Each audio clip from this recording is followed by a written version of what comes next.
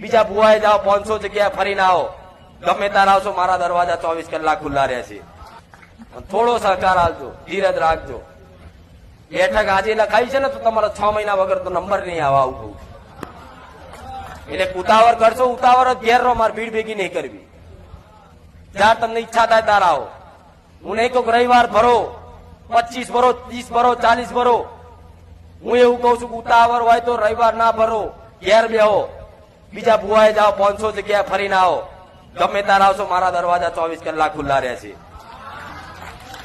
અહીં ધીરજ વાળાનું જ કામ છે, ઉતાવળિયાનું કામ નહીં.